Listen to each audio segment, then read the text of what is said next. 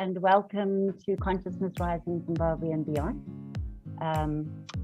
My name is Tania Norris, and I'm joined today with my co-host, who is Antonelle Bargione. Is that correct, Antonella? Can you say Bargione. Bargione. And hi, Antonella. And our guest, our fabulous guest today is John Homewood from Cape Town. Hi, John. Hello from Cape Town. Sunny Cape Town. Oh, lovely. Well, it's very overcast Zimbabwe, Harare here. Anyway, so before we start, I just want to explain to people about our channel, people who are not familiar with it.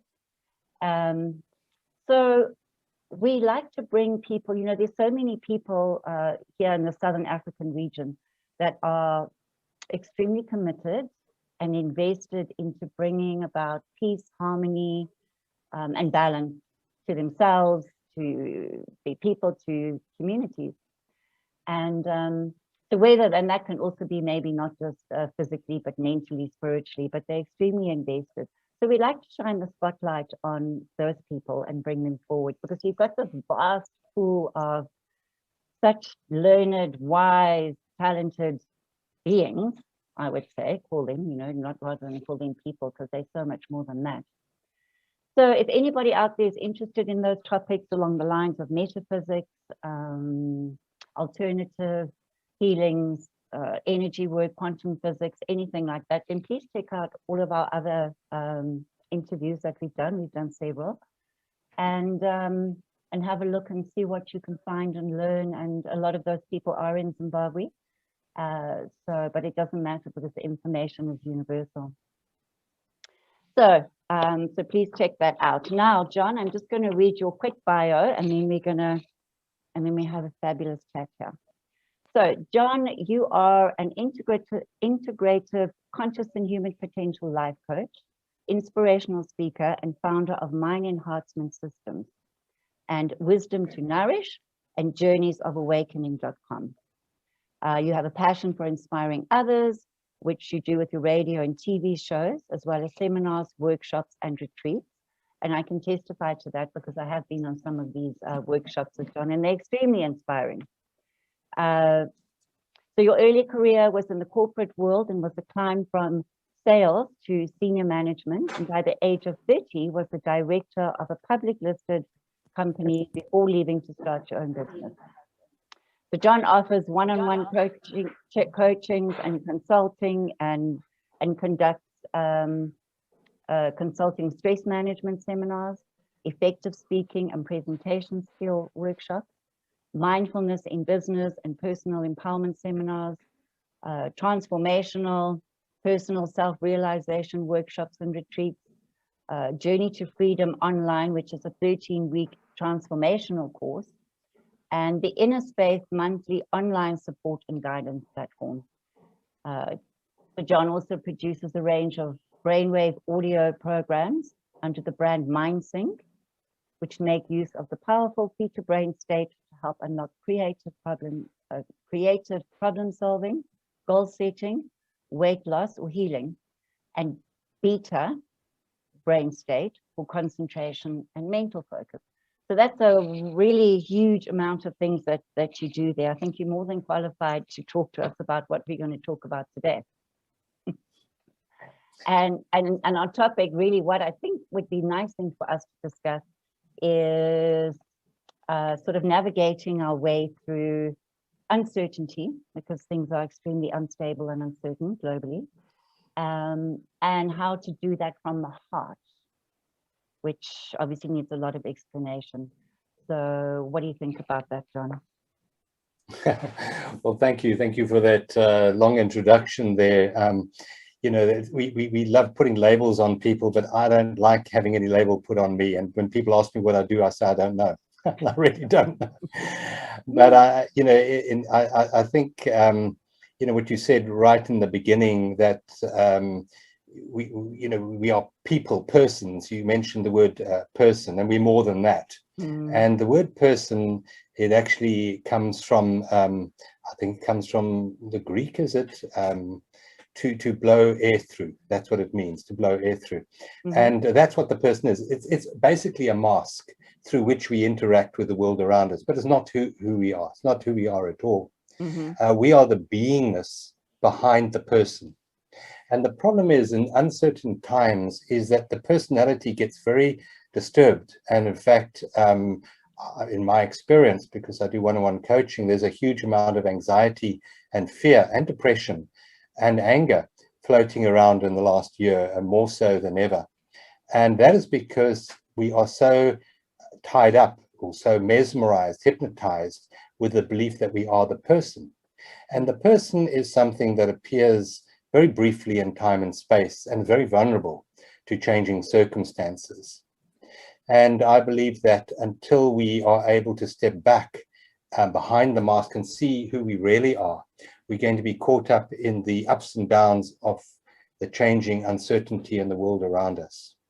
And so the work that I really do is to give people a deeper perspective as to who and what they really are. Because you're not what you do, and you're not what you have, and you're not what other people think of you. You're not even your experiences. You're the one that has the experiences. You're the one that has the body. You're the one that has the mind. You're the one that has the roles, that plays the roles. But what is the one that does all of that? And we are so caught up with that exterior veneer of who we think we are, that we don't take the time and trouble to ask the real deep question, which is, who am I? Who am I?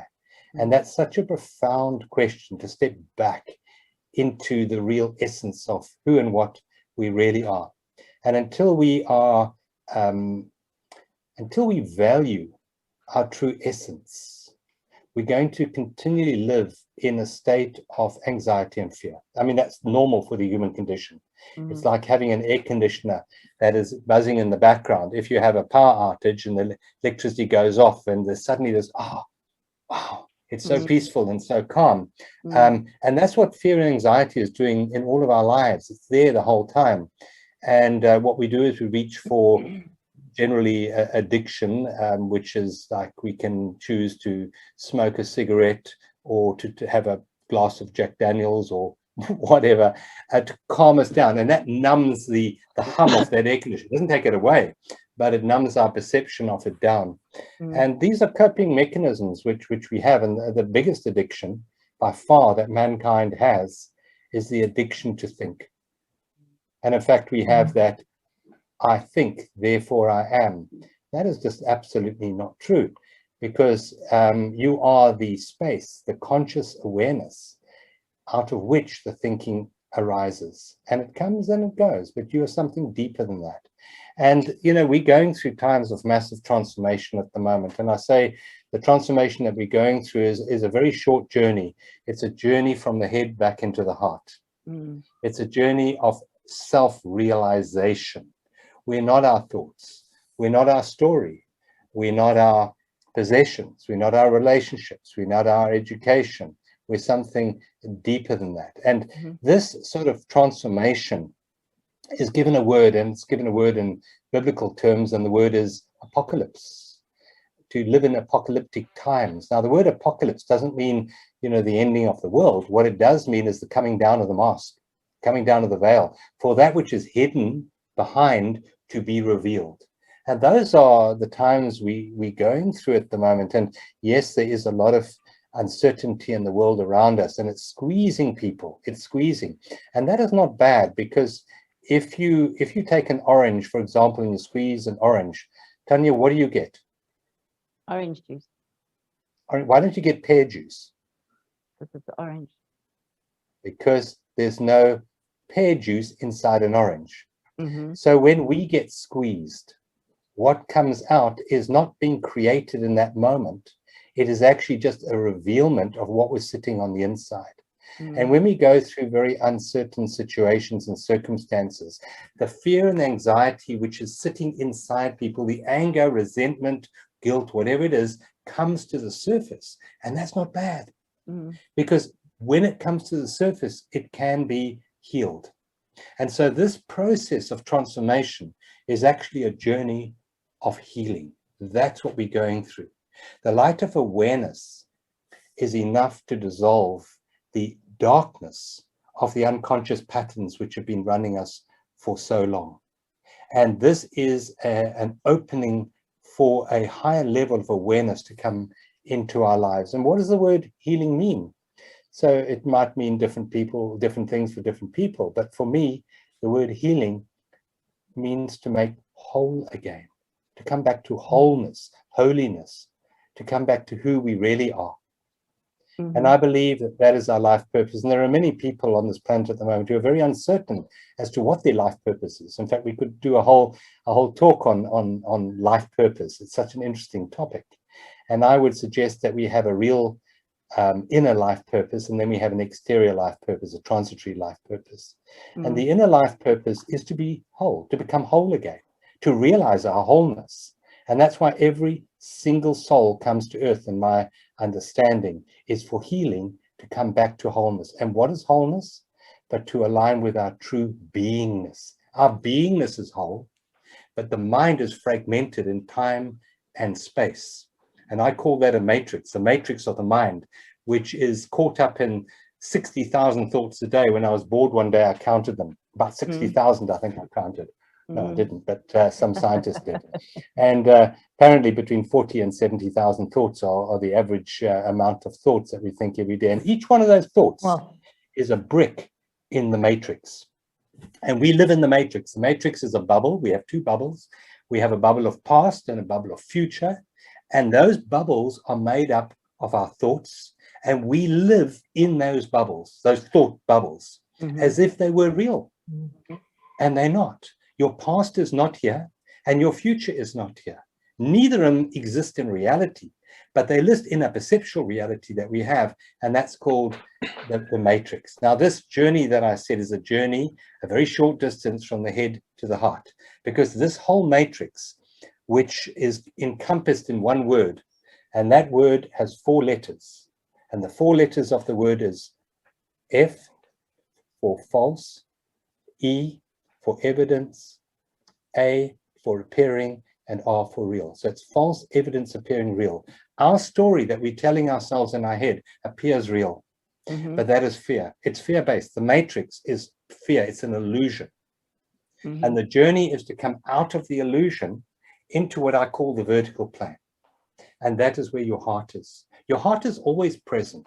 Your heart doesn't go into the past or go into the future. That's the head's job. That's what the head does. And it's a wonderful tool. I mean, yes, it's great to remember something and to learn from the past and to anticipate the future, you know, plan a trip and book an air ticket or whatever. It's great to use that. But for 95% of the time, we don't need that. We don't need that tool. We can lay it down and we can live from here. And there's a huge difference between living from the head and living in the heart, a massive difference. And that is the difference between fear and love. And this journey that we're going through now is an opportunity to love even deeper than we've ever loved before. And we can talk a bit about what love is, because that's another misconstruction in the head. Yes, I think, Antonelle, I'll come over to you in a minute. That's one of the, just to recap here, I mean, you talk about that living from the heart. I've always felt like, but there's an integration. I mean, there's a reason we came to be human. Surely we can also enjoy our human experience. That is our primary, you know, to become whole again, is to come back to what I call the vertical plane, presence. You can call it presence. But in the vertical plane, there are certain experiences. And the most important experience in the vertical plane is joy. Now, joy doesn't happen in our thoughts. That's a pseudo joy. Joy happens in the direct experiencing of life in this moment, because that's when your heart is open. So yes, your head, you can think of a memory and experience joy through that memory. Yeah, but that's not real. What is real is when you live here and you experience every moment as a joyful interaction. That's the heart, when you can directly experience it, because the only thing is real is when you can directly experience it. And joy is something to be experienced. Yes. So we can't truly enjoy our lives if we're living in our head, because we're disconnected from life. Only by by withdrawing our awareness from the matrix and coming into what I call the vertical plane. Let me just explain that briefly. So a good way of seeing is that there's a horizontal plane of experience. There's a horizontal plane. And that horizontal plane is a timeline from the moment we're born till the moment we die. There's a date on our tombstone, the date we're born and the date we die. If you can visualize that horizontal plane, and most people are on that horizontal line running to the future. It's a race. And so in fact, it's a dash, you know, on your tombstone, you get the date you're born, the date you die, and the dash between. Well, that dash for most people is a race to get somewhere. I don't know where most people are rushing to, but they're trying to get to a future when everything's going to be perfect and wonderful and beautiful. And that's one way of living your life, and that's normal. It's the way we're trained from youth. Think of the future, you know, take a bit of pain now, but hopefully everything in the future is going to be good for you. If you take a bit of pain now, you can't live now. Postpone your life until you retire and get the gold watch, and then everything's going to be fine. And that is mad, because normal from that level of consciousness is mad. It's insane. If you go into a sanatorium and you meet a completely mad person, the reason they're mad is because there's no degree of presence in them. There's only the story in their head. No, so the degree of sanity to insanity is the degree of presence to story. It's great to have a story as long as you're here in the present moment, as long as you're the awareness that's having the thought and you're aware of that, that's fine. But when you're totally caught up in your story, that's insanity. Now, joy comes in the vertical plane when you directly interact with life, with people, with the wonderful world we live in. That's the joy. That is the joy. And that is our birthright. That is what I believe that's what we're destined to experience on a moment-to-moment basis. And the only thing that blocks joy from our awareness is this troublesome, worrisome thinking mind. And we can experience joy in any set of circumstances. And I know the mind doesn't want you to even hear that, because no, circumstances must line up the way I need them to line up for me to have joy. And that is not true. And I remember a few years ago when my late partner passed away, she had cancer. And as she left her body, in that moment, yes, there was tremendous grief, but in that moment, there was joy underlying the thought pattern of the mind. Even in that set of difficult circumstances, I could feel the joy. It's here all the time. The same way that silence, stillness underlies all sound. It's always here. And so joy is our birthright. Okay, it's in fact the same as being. Can I just interject there and just say something about joy? Because, you know, we use that word joy. And I know that I think there are a lot of distortions just in that, because I've come across so many people, unless they're bouncing off the walls and having a wonderful time, they think there's something wrong with them. And from my understanding of joy is no, that's like an addiction. If that's what you're looking for, then you're addicted to some kind of hormone where you've got to be thrilled and you know, that's an addiction. I think joy is more about being just a contentment, a calm acceptance, that kind of, it's a calm feeling. Joy is not bouncing off the walls with happiness. I think, or like, that's my opinion. I don't know what Antonelle or John, what do you think about that? I would use the word contentment. It's knowing that in this present moment, I'm connected, I'm aligned. So there's this concept of above, so below. And these two forces come together and they align.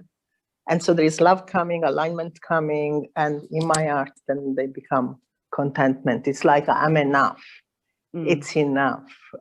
It's just perfect. Like what we were just talking before, those 2 minutes before we started recording. It's just perfect as it is, even in the imperfection. And yeah, it's so, the quality of joy, which by the way is the motion of the heart in the Chinese medicine. It's how do you say in English? Suave. There's a suavity to it. It's very, yeah, for me. Of course, it can be, no, but that's different. It's just prompt. I mean, it's just more.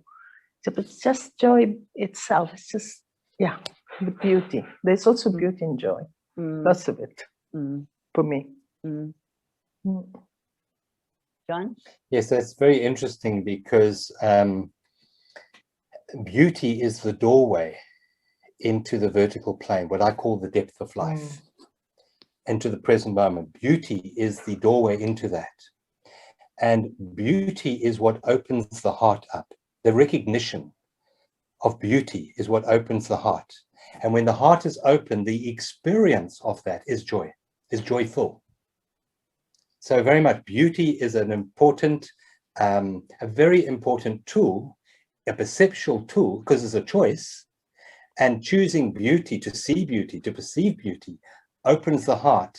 And in that, everything that's in the vertical plane, and there are, you know, although on the horizontal plane of time and mind and fear, we have lots of things. Like Sue said, 10,000 things. It's lots of different labels, lots of separate things. In the vertical plane, although we have different labels to describe what they are, they're all aspects of exactly the same. So joy, ease, peace, the I am, I call it, all aspects of one, and I'm going to say one no-thingness. It's a no-thingness. It's a feeling. Love isn't a thing. It's not something that can be given or received. It's something you open yourself up to. Joy is something you open yourself up to. Peace is something you open yourself up to. They're not things. They are experiences, very different to time. In time, it's object reality. In fact, the mind is all about objects. In the vertical plane, it's all about experience. It's all about experience. That's right. So, if we again, we get back to that whole concept of, as you had said previously, that love, you know, everyone wants to experience love, but what is it? Because it's such an overused word. I spent years trying to figure out what is love. You know, it's like meaningless. It's meaningless. You just got to love, love. And every time any metaphysical talk, that's all they talk about. You just got to love, and it's all from the heart. And that means to me absolutely nothing, you know. So I think, you know, maybe let's just focus a bit. Maybe you can explain more, as you were saying, that to have those feelings, because it's a feeling of, and how do you access that? John, Antonelle. So may I just share? So, you know, if I'm audience and I say, well, who understands love, you know, and no hands go up generally because no one understands love. You can't understand anything in the vertical plane. The vertical plane is not about mind. It's about heart. And only things that can be understood go into the head. You know, only, in other words, the head is the basket for understanding. The heart is for experiencing. So in English, you know, we have the word love, which is English is a very technical language, and it likes to define things. And love is, in fact, something that cannot be defined. It can't be put into a label. It can't be put into, I know my mother, when I was a child, she said something, you can't put the whole ocean into a thimble. So let's say the love is the ocean and the thimble is our head. It doesn't fit inside that, but the heart works completely different. It works at what's called non-local. In other words, it's everywhere all at once. But I have 3 words that can help us or point us in the direction of what we're speaking about. Because when we say love, you know, I love that ice cream, or I love that dress in the shop window, or whatever it is, you know, that's a word of attachment. And I want, generally that word means I want to have, I want to own, I want to possess, I want to consume. That's not the word that we yearn for. We yearn for something deeper than possession. We don't want to be possessed. We want something that is a direct connection with the all that is. So there are 3 words that I use, and we can use a few more to point us towards this real heart-centered experience. And the first word is allow. Allow. Allow. If you just think of when someone truly loves you, they allow you to be who you are. They don't want to manipulate you or change you or force you to do something. It's an allowingness. So that's the first word. The second word is acceptance. Similar, but slightly different. We accept the other. We accept the world as it is. We accept the flower as it is, the tree as it is, the pet as it is. That's acceptance. And the third word is appreciation. Appreciation. So those three words, accept, allow, and appreciate. And we can also add the word awareness in there, because love and awareness go hand in hand. So when you sit down and you meet someone you love, and you're sitting across a candlelit dinner table, and you're in love, and you're gazing into each other's eyes, where is the judgmental mind in that moment? It's gone. It's not there. There is a state of allowing in that moment. You allow whatever the person is saying to be said, and you appreciate this moment fully. You accept this moment. Your heart is open. But after 20 years of marriage, you sit across that same table with a candle, and they start to speak. No, the mind jumps in there. No, I've heard this before. Oh, you said this, and this is not true. And there's a whole judgment going on. There's no love in that moment. The love is gone because there's too much mind. There's too much mind. And there's too much time. So what kills love is always too much time. And time is a function of mind. Mind and time are one and the same. You can't have time without mind, and you can't have mind without time. But the heart is timeless. It's present. And so when we enter the vertical plane, this place of presence, that when we can experience the direct connection of the timeless, which is acceptance, which is appreciation. And there is a love and presence are aspects of the same level of consciousness. What kills love is too much time. What opens us up to love is more presence. So if there's a relationship that you're in, something that's dysfunctional, it doesn't matter whether it's an intimate relationship or a relationship with a friend or a work colleague, it's exactly the same. If there is a wall between you, if there is distance, if there's too much time, too much judgment, too much preference, you can dissolve that wall by being absolutely present with them next time you meet them. And one aspect of presence is listening. Listening. You see, listening is a passive, and we can almost say it's not, but we can almost say that the heart is more linked to the feminine, where the mind is more masculine. It's not actually like that, but let's just use as a tool. So the mind is a doingness, it's an outgoingness, which is the expression of male, of masculinity. The feminine is a coming back, a holding, a nurturing. And so if we have a particular problem in a relationship where there's a breakdown in the relationship and there's a lack of love as you receive it in that moment, come back to the feminine, which is the holding, which is the allowing, which is the listening. And I absolutely guarantee you that the power of listening is profound in healing relationships that have gone wrong. But John, what happens if you have to listen to a story, as you said earlier, that you know you've heard 700 times? And so let's just say that the you that used to listen was the you that was embedded in the story. And what I'm suggesting now, when we come to the heart and we listen with the heart, we listen with the innocence of a child, with no story. There's no memory there. There's no anticipation of what the next word is going to be. Now, something magical happens when you enter that heart space, not the head. It's the head space that's heard it all before. Yeah. When you go into your heart space and you allow, you go into the stillness, which listens, there's something that happens. So we have in presence, which is what you're entering, a male and a female as well. When we enter presence, we enter the female aspect of presence, which is the allowing, the holding. That's our only job, is to go into that receptive state. But while we're in that receptive state, there is paradoxically a masculine energy that happens in that interaction. And that masculine energy, which we don't do, it happens. And that is called grace. Grace is what happens when we enter that stillness, that space of holding. And that grace goes out and transforms. And it's happened many, many times in my life. It's not something I believe in, it's something I know. When we are prepared to hold the space of emptiness for the other person, grace comes through that space. and transforms that form from fear, which is generally what drives most people, into itself, which is love. So that's a very practical tool to open the heart, to be more the listener, which, you know, I'm doing the talking. But in fact, the most powerful part of this interaction were if I were to be quiet and just still and just hold presence.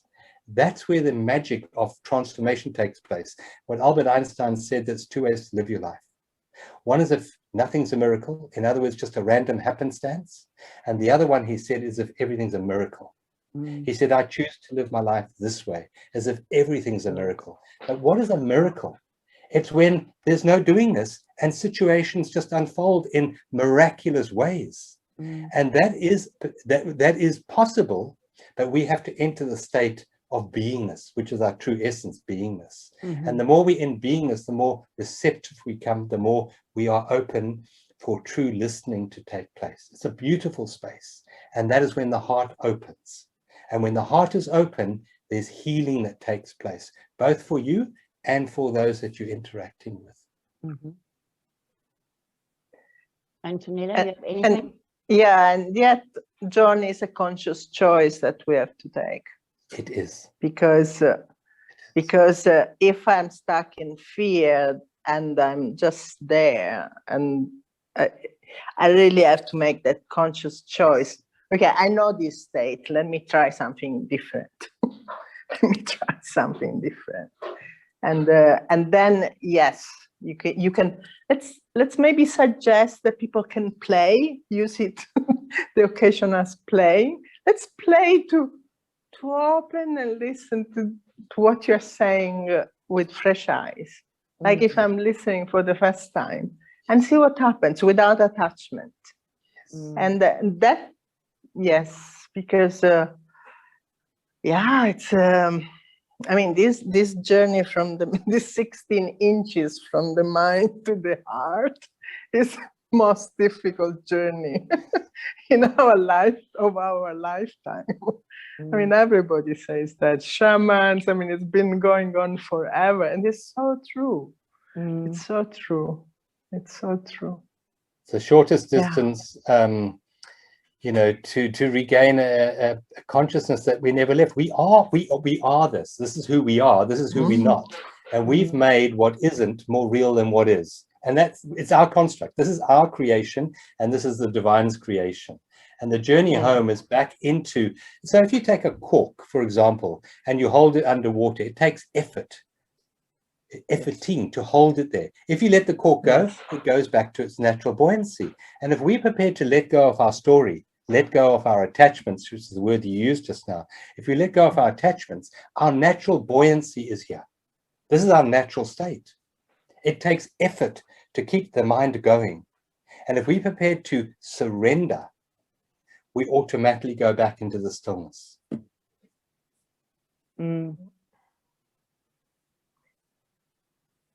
Right. And it's so powerful. I mean, I was playing myself while you were talking. I said, okay, let me be there. Let me be in my heart. Let me be in love. And I've got this gift. I would say it's a gift for me. That when that happens, it's like I start to purr internally. Yes. Yes. It's like there is this vibration. Which is so strong. It's very interesting. Purring is at 10 cycles a second. And when cats purr, they purr for two reasons: when they are happy and when they're in pain. And 10 cycles a second is a profound frequency for healing. It has cellular healing and bone healing, and it balances the endocrine system in the body. So if you're ill and you have a cat on you that's purring, that is healing. That is healing. So I love that. I love to purr. Yes, to purr internally. That's beautiful. Beautiful. Yeah. I didn't know that, but it's since I was a kid. And so some friend would come to me and say, please purr on me, please purr. So, well, I must just add to that. So I have got a few cats. I'm not going to say how many. And it's absolutely true. Sometimes if I don't know that I'm not well. but one of those cats will want to come and sit on top of me. And then when that happens, I think, okay, well, maybe I'm coming down, or I need this, because I don't know what's wrong with me, but the cat knows what's wrong. So I always just allow it, embrace it. You know, back in the days when I used to do my Reiki and all of those types of healings, I had the one cat who would go crazy to get in that room. And he would come and sit next to or on the client if they liked it, if they allowed it. So yeah, I'm a big believer in cat energy. And you know, and one thing Margie Watson taught us in one of our workshops is that the geopathic stress that comes out from the earth, you get a lot of negative energy spots, and you also get positive energy spots. A dog will always run away from the negative energy, but a cat will always go straight to the negative energy, and it just transforms it with its purring and yeah. Yeah. So those are my cat stories. Anyway, back to our story here. So okay, John, some tips, you know, so living in awareness, being present, being accepting, appreciation. So these are the things. How do we start? How do we start? I know it's an intention and it's an awareness. Give us some tips. Well, first of all, we have to value what we're speaking about here, because we live our lives according to a hierarchy of values. And whatever we value, we give energy to, we give attention to, we spend time on, we even spend money on, whatever's highest on our list of values. And for most people, they value their story more than peace, more than love, more than joy. And then you will not give any attention to what we're speaking about. So until one has suffered enough, you won't be prepared to say there's got to be a better way. You won't be prepared to surrender. But once you reach that point of this is too much, there has to be a better way. Once you reach that point, you're then open to the transformation. But you have to reach that point first. It can't be forced on you. No one can tell you to do this. So first of all, you have to be prepared to start valuing peace, ease, joy, love, life more than the story you've been telling yourself. That's the first thing. We, I believe, as a species, are at a very pivotal point in our evolution. And at the moment, we're standing at a fork in the road. And the one road promises us safety, promises us security, promises us everything. And above that road is the word fear. Promises us absolutely everything and delivers nothing. The other road has the word love, and love promises you absolutely nothing, but delivers you everything. So, for example, we have in our society at the moment this perception of separation is good. Wear a mask, distance yourself, it's close yourself down. That is fear. That's fear-based. The media is spreading that virus, and it's a virus of fear, separation. On the other hand, we have the path which doesn't promise us anything. It doesn't promise us safety. It promises us absolutely nothing. But we have a fundamental choice to make right now. And what Antonelle was saying is so true. We have to choose which path we want to go down. If we choose the path of love, then there are certain very practical steps that we can start to take. And here are some of them. First of all, has there ever been anything that's ever happened to you in life that you did not cope with at the time? And I'm going to say that no, everything that's ever happened to you, when it happened to you, somehow you got through it. Somehow you got through it. And that law is always there. So anything that's ever going to happen to you in the future, you are also going to cope with. In fact, even when you die, you're going to do that successfully. You're not going to miss that one. So there's nothing in the future that when you get there, you will not be able to deal with. So this leads me to the word trust. Not trusting that your egoic needs are going to be met, that your egoic wants are going to be met, that your egoic desires are going to be met, but trusting that life in each and every moment, in the present moment, is always giving you exactly what you need in the present moment. Sometimes it's a lesson, sometimes it's a challenge, but that's what you need in that moment. So the first step to walk down the The path of love is to trust, not trust in your egoic idea of what should be, not trusting in that, but trusting that life, which is presence, is always meeting your absolute needs, always. That's the first step. Then from that, moment to moment to moment, we start to make what is more real to us, more important than that story we're telling ourselves about this moment. It's a choice. In this moment, I can continue believing what my thoughts are saying, my judgmental mind, my preferential mind is saying, or I can choose to be the space that allows this moment to unfold in. That's a fundamental choice. It's a choice that you can only make if you are conscious. Because if you are not here, you can't make that choice. And so trusting life in this moment is the first step to becoming conscious enough to make the choice to choose to hold the situation in the space of awareness, believing in miracles, believing that this situation is perfect, and that if I hold this space, it is going to unfold perfectly for all concerned. Now, there are certain very practical tools we can use to do that. So the only problem we've got is not the mother-in-law, not the government, not the weather. It's our thoughts about the mother-in-law, our thoughts about the weather, it's our thoughts about the government. So to realize that the real problem lies here, not out there. And so if we want to change this, we change our whole experience. And the most powerful tool that I've found to changing this is affirmation, the power of affirmations. And the way to start an affirmation is not that I hope this is going to work out the way I want it to work out. No, that's not an affirmation. An affirmation should always start with the confirmation of presence. And the most powerful way we can confirm presence is I am. The I am is presence. It's another word for the vertical plane. So start an affirmation with the I am. And then on the end of that, put on that which you would like to experience directly. So, for example, I am guided and protected in each and every moment. That's a beautiful tool. Now, your mind was at 60,000 thoughts a day. If you say that once a day as a percentage of 60,000, it's absolutely nothing. It's not going to make any transformation in your neurology. It's not going to change a single neural net in your mind. But if you say that 1,000 times a day, 500 in the morning, 500 in the afternoon, I'm guided and protected every single step of my journey.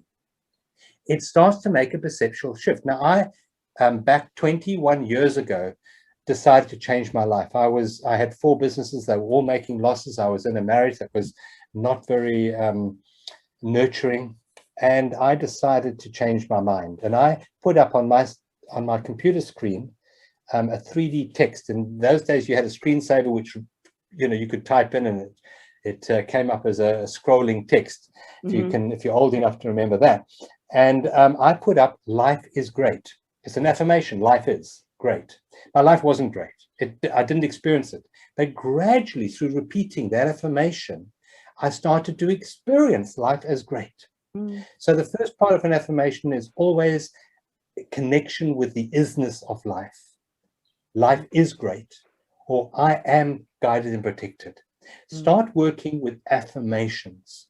And if you want some help with that, if you just look at Louisa Hay, she absolutely master of affirmations, of good affirmations. So if you watch some of her lectures, some of her talks, and I think a book that every single home should have is You Can Heal Your Life. What a wonderful, wonderful book. And in that book, there's a whole list of affirmations that you can start working with. Another affirmation that I work with is, despite my current perception, this moment is perfect. Despite my current perception, this moment is perfect. But the most powerful affirmation that I've ever come across is this one. My point of power is in the present moment.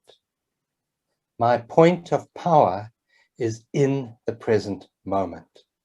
So whenever you get disturbed, whenever you're feeling fearful, whenever you're feeling anxious, whenever you're feeling grief or anger or resentment, just come into the quietness and say, my point of power is in the present moment. And in that moment, you are empowered with consciousness to make new choices. You become the space into which grace can flow to create miracles on the outside. Well, that's fabulous advice. And Antonelle, do you have anything to add on to tips for people?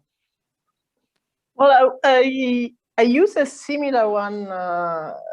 You say, despite my current perception, I use up until now, and ...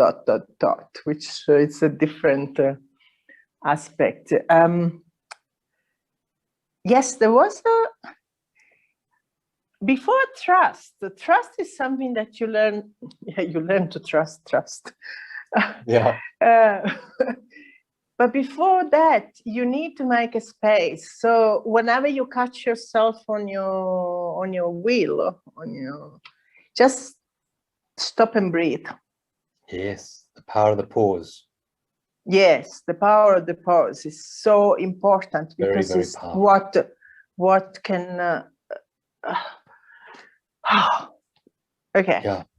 Am I scared? Am I fearful? What is it? Is it to stress? I can give you an example. Yes.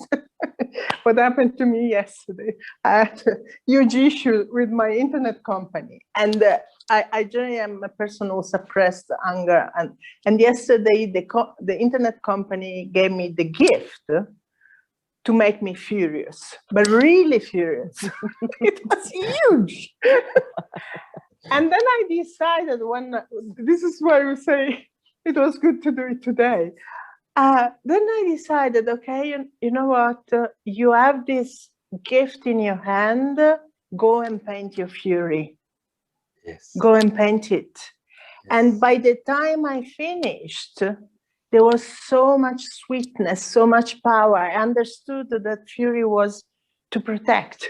That when there's so much fury, so I got so many information and gifts from the experience. In another moment, I would have, if I wouldn't be present to stop, then in another moment I would have gone maybe in the kitchen eating or other things, going to those addictions you were talking before, because we are all so vulnerable at the moment.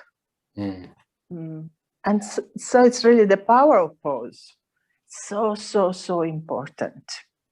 Yeah. Because in the pause, we become conscious, and in that consciousness, we can choose. So the exercise, which is very good also to help with that pause, is the breathing.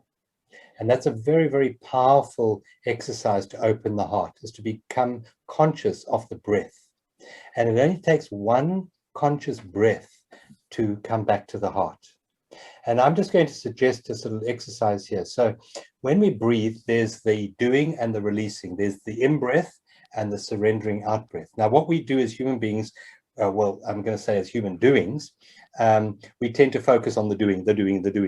So it's on the in-breath. You know, when we get stressed, we breathe in. So I'm going to suggest that we start making the out-breath more important to us than the in-breath. And we make the out-breath, here's the exercise, twice as long as the in-breath. So if we breathe in to the count of 4, we breathe out to the count of 8. And immediately you become more centered, more peaceful, and your heart opens. So breathing, and you know, we all want bliss. And in the East, they talk about nirvana. And if you ask someone from the East what nirvana means, they say, well, it means bliss. Well, it actually, nirvana, the word means to blow out, to breathe out. And that means that when we release, when we surrender, we enter that realm of bliss. So the out-breath is a reminder of that, to let go, because you don't have to worry about your breathing. You know, life will breathe you for your whole life. It does it. The first breath you take wasn't a conscious effort. It happened for you, and you'll go through your whole life, and the life will breathe you. You don't have to worry about that. So let's just focus on the out-breath. Make that very, very important to us, the out-breath. So whenever we get stressed, whenever we get in our head, whenever we get any of those emotions that make us unconscious, for example, like rage, you know, the internet service provider, we become unconscious in that moment. Let me come back. Let me try one breath, just one breath. maybe 3, but 1 is a good starting place. And let's make the out breath twice as important to us as the in breath. And we do that in a surrendered state. And that really does shift us from the head back into reality, back into the heart. Yeah. And that power, that pause, very, very powerful. I know. I think people really need to experience these things. Try them out for yourself. Try them out for yourself. And then you get your own evidence instead of listening to other people talking about it. I just wanted to add there, which you were talking about, for me, what I found very useful as well is that changing the story. You know, that's a very important thing. And another way we do that is through our imagination, which people feel is like a mind thing. It's actually not, because when your mind is calm, it's almost like a way that spirit and source can speak to you through your imagination. So using creative visualizations as with the affirmation. And I find that that's a very useful way to create an environment of more freedom and creativity, or whatever it is that you're looking for. So it's that change of story, use your imagination. And Albert Einstein said that as well. Imagination is much more useful than knowledge, you know, and that was really how he accessed all of his inspirations and the such like. So, and another thing that I came across that I have been trying lately, and I think it's working, is actually tapping, you know, over here, this is where all of our hormones are made, thymus gland. If we just tap on that and just keep tapping on that, that is can release a lot of hormones, love chemicals, oxytocin, you know, and those sort of calming chemicals for you. So, you know, just the things that we need to do in the moment to change that story. You know, little things, affirmation, a visualization, just tap here, breathe, as you were saying. Yeah. So those are all useful things. John, Antonelle, we're going to have to wrap it up. We've been going here for quite a while. So I just want to say thank you. May I just share one last tool, which has been very, very helpful to many thousands of people as far as the heart goes. Yeah. So if you imagine that we have this timeline of past and future, and all the problems we ever have are on that timeline. Mm-hmm. Now, we have discussed coming into the vertical plane which aligns us with life, with presence, with love, and with joy, with peace, with ease. They all happen here. So now here's the tool. Whenever you're not feeling that, so your internet provider has just like messed up, all right, now you are angry. Now, where are you? Basically, they should have done that. So maybe in the past, or maybe you're worried about the future. So you just recognize that your mind has either gone into this bubble or this bubble, but it's not present. So what you do is you visualize, you use the power of visualization. That's a very powerful tool to see that you've got a lovely steering wheel in front of you. And you put your hands on that steering wheel. First of all, you notice which bubble it's pointing into. Is it caught up with thoughts of the previous moment, or is it caught up with thoughts of anticipation of what's going to happen? You notice that. You put your hands on that steering wheel and you tilt it in your imagination back to centeredness. And you find that as you do that, as you come back to centeredness, you'll start to feel an energy come through you. It's the energy of grace, of presence that comes through you. And it clears the mind, it clears the story. So say, for example, you're on the way to a meeting and you're late and you knew you should have got up earlier because you knew there was going to be traffic, and you're busy criticizing yourself about what happened in the past. You put your hands on the steering wheel, you tilt it back to centeredness. You arrive at the meeting at exactly the right time. Exactly the right time. Whereas if you arrived there in a rage and you're angry with yourself, you would have been met by a mirror of that. Yes, you would have been late. They would have been angry. But when the world, according to Carl Jung, is a mirror. So as we change our internal environment, so we change our external environment. And so it's the same way as if you're worried about the future, what's going to happen. You know, they're doing this lockdown, the whole businesses are collapsing. Put your hands on the steering wheel, tilt it back to centeredness. Presence comes in. Presence alters the ultimate outcome, because the future is not predetermined. We are creating it moment to moment with the field of the heart. If the heart is shut down, then fear is going to be the predominant experience in the future. If the heart is open, then peace and love and connection is going to be our experience in the future. So that steering wheel exercise is very, very powerful, and use it right throughout the day. For sure, I'm going to be trying that. Anyway, we have to wrap this up now. So all I can say to you, John, you are available. People can get hold of you. I'll put all your links in our description below. You also have a YouTube channel, and you're on Facebook, and the whole thing will be there if people want to get hold of you. And also to anybody, please share this video, because you don't know who needs to hear this information. And it's very useful, you know, people just to get this information if they need it, even if it's not your thing. So we'd appreciate that very much.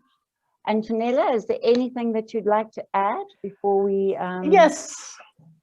Yeah. I would like to invite people to ask questions. Yes. Maybe on the Facebook book or even on the YouTube channel, because it's always nice to have the conversation going, and of course share the conversation if you liked it. And also, am I right that you and your partner every Sunday you hold a satsang online? So yes, that's right. Every Sunday evening on my Facebook Live we have a satsang. Yes. Yes, so it's a free opportunity for people to get to know you and to benefit from it. 7 o'clock. So 7 o'clock South African and Zimbabwean time. That's UCT +2. 7 o'clock. Every Sunday we're there, and it's meditation, connecting, and some wisdom sharing. Wonderful. Thank you so much, John, for being on board, for coming with us to Consciousness Rising. Thank you to Tania for hosting this episode. And thank you, Tania. Yeah, and just to say that love is your sense of connection. And thank you, Tania, for putting this platform out there of like-minded people connecting, and also on that wonderful WhatsApp group, because love is connection. Fear is disconnecting, but love is connecting. And I think we need more connection in the world that we are moving through at the moment. So thank you, and bless you for the work that you do. Pleasure. Thank you very much. See you soon. Bye. Bye, Antonelle. Bye. Bye. Bye. Bye.